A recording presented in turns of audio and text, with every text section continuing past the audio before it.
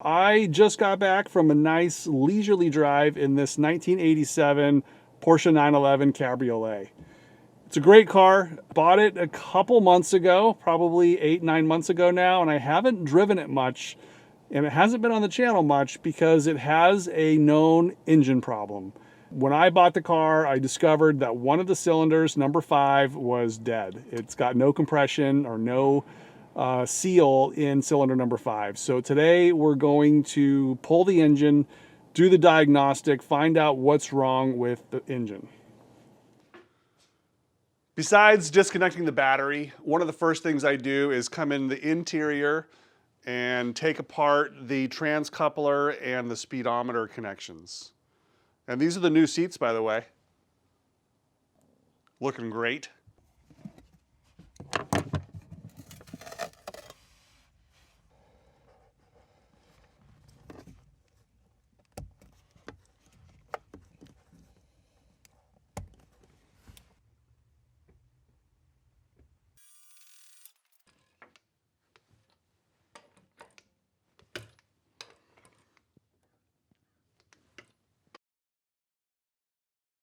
Hood struts don't work on this car, so I have this prop rod here. Air conditioning system has already been removed. It was non-functional when we got the car.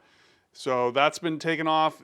I've taken the air filter off, and I've only taken off one other thing, which is just the cover here for this fuse box. So now I'm gonna go ahead and disconnect the breather hoses, fuel hoses, and electrical lines. Also the cruise control cable. Lots to disconnect on these late model cars.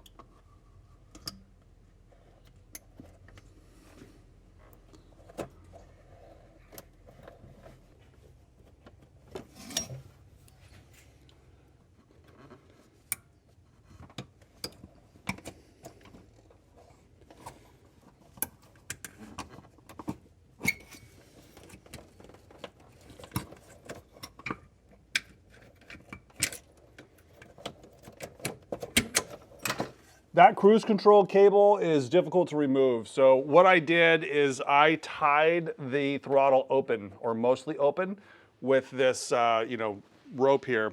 And then what I did, there's this retaining clip right here. This retaining clip is the hard thing to squeeze and push at the same time. So I made this tool that has a little slot in it. This is like an old fuel line. Looks like it came from Mac because it's yellow. But I just put that little slot in there. See how it has that slot?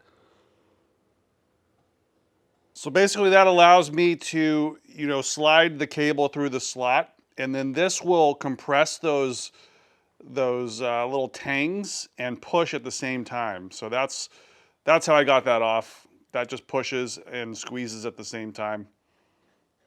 Add this to my Tom's Tool bucket.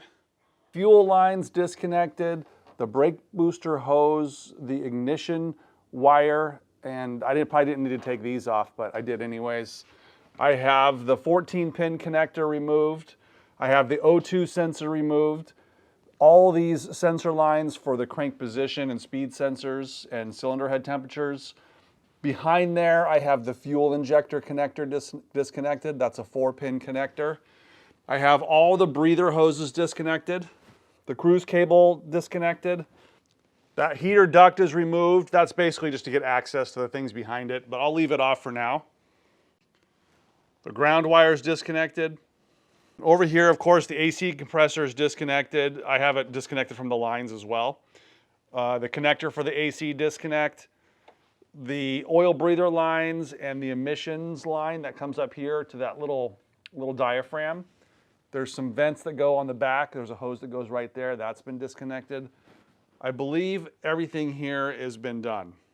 These sensor wires can stay. They are part of that 14-pin connector. They just come out to this 14-pin connector here, so they can stay. All the wires have been pushed back through, and they've been tucked behind the shock tower member. This huge bracket here is very close to the mounts, so we just want to be careful we don't bash it in right there. I thought about removing that, but it's difficult to get to the bolts, so we're just going to have to be careful when we lower the engine that we clear right here.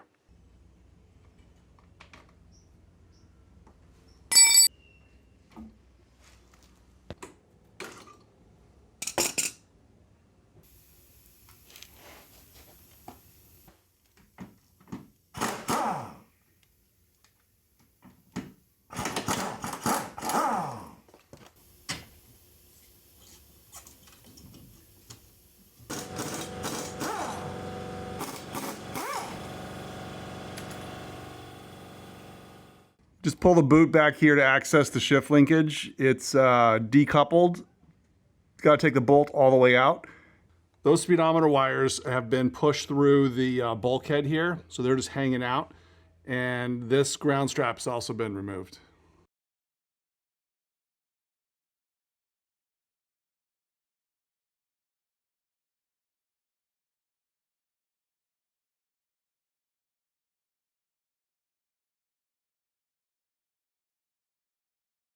Best way to remove the axles is with this really long extension and the wheel removed. So I'm just coming at it from the side, and I'm not going to use the impact on these. You don't want to strip these out.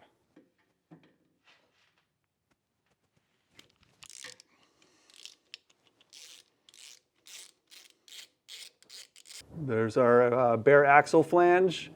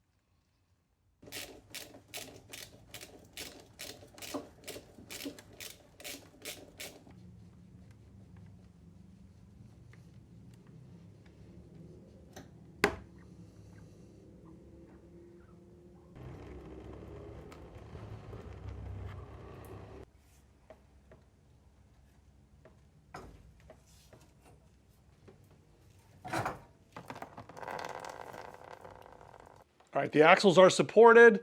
We've got the heater ducts off, the heat exchangers. Right there, there's a junction. And we also have the starter cable or the battery cable off the starter solenoid.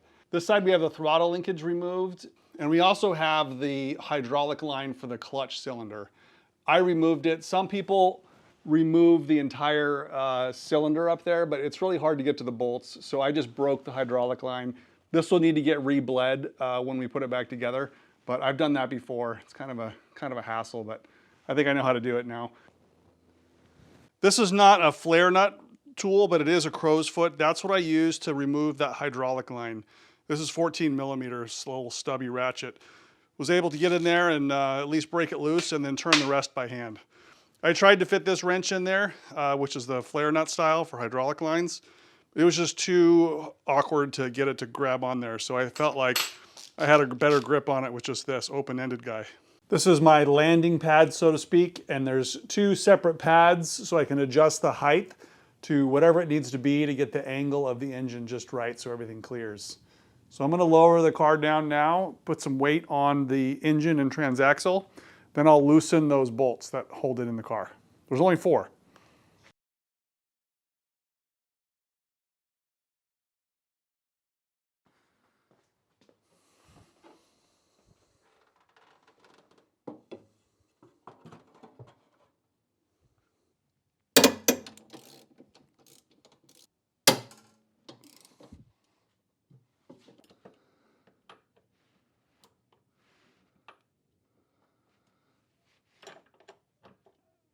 So the engine is no longer attached to the car. All 4 bolts are out.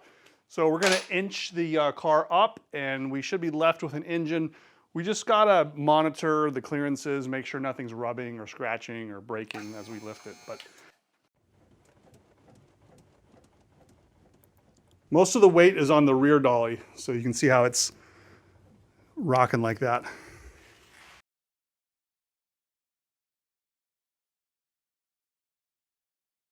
I'm just going to use this jack to tilt the transmission up a little bit so it clears the tunnel. Basically, all this stuff here that we disconnected is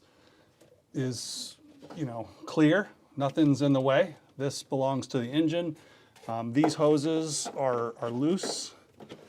So this AC hose is part of the car. You can tuck that in here. We got this big damper here, clear of the body. It didn't scratch anything. We didn't run into here either. That's okay. So basically what we're up to now is just to make sure that this axle here isn't gonna, crunch itself with that starter right there.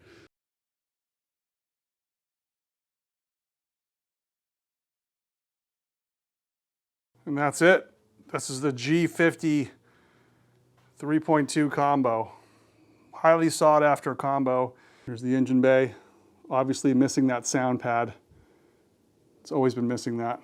So we'll replace that when the engine's out. It's a good time to do it.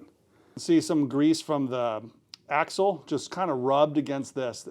The axle kind of went right around the starter. Kind of see how I have it tied towards the front of the car. So not too bad. Looks like we have a leak on the output flange on the driver's side, spinning up grease onto the bottom there of the car. So we'll look at that. You can see how dirty this side of the trans is. So it's probably leaking either at the cover or at the flange of the axle right there. You definitely want to block that one. That's the one you cannot get dirt into. This one is the outlet. It's going to go and get filtered, but you still, provided you still want to block everything. Just a real quick comment too about the G50. So this torsion tube is very different than the 915 cars. Basically the 915 cars have this diameter tube, basically goes all the way across. And because the G50 is bigger, it needs more space. So I don't know if this space is bigger, but this space right here is definitely bigger. So this torsion tube has been heavily modified to fit the G50. So if you want to put a G50 in a 915 car, you have to cut the torsion tube and then reattach it to the body. So see how it's connected to the tub? That gives it some rigidity. You have to put a lot of thought into the stiffness of the torsion tube and the connection to the body. It's not a bolt-in item. The torsion bars, normally they attach here in the middle, but because there is no more middle, the torsion bars are further outward. That's why if you look over here, they stick out so far. See how much they stick out? Those are the G50 torsion bars. And just like that, we drove it in and we winch it out. From 217 horsepower to like 2 horsepower. So I'm gonna pull some of these heavy items off of the engine before I put it up on the engine stand, because my engine stand's not the strongest of all.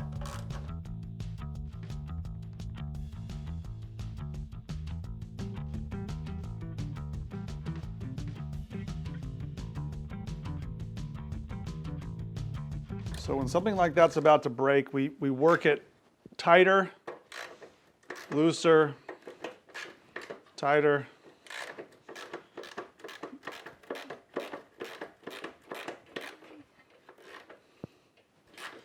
Just got to keep working it until that penetrating oil gets in there and frees it up, because it sucks to break this stuff.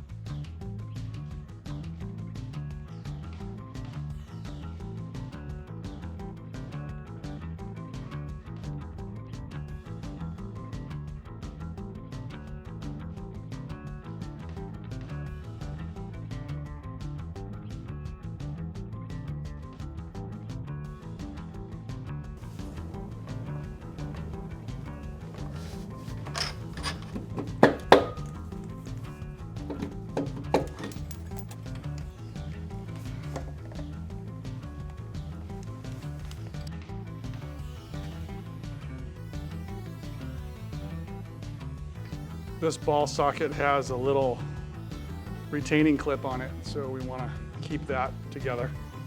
I think the next thing to do is to remove this bolt so that this pivot will clear the throwout bearing.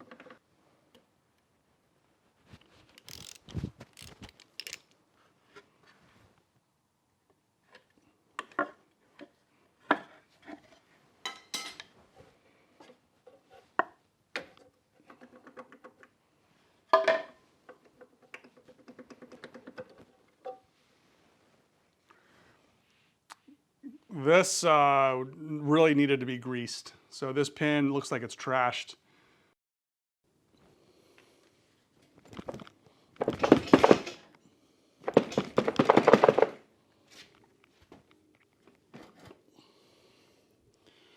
Gonna have to reposition this dolly so we carry more of the weight, and also make sure the engine doesn't tilt forward. So I have a jack on the other side of the engine, but I don't want this to just come crashing down, and I don't want to hurt my back just trying to lift it. So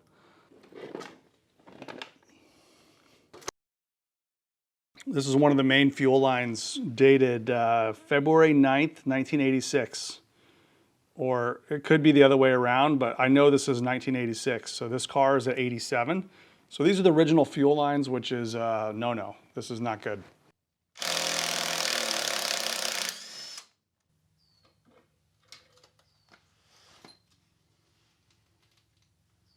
The clutch condition doesn't look too bad. There are some, heat marks on it. There's a little bit of bluing on the flywheel part, but I'm going to be putting on a different clutch anyways. I'll use the aluminum pressure plate from Patrick Motorsports.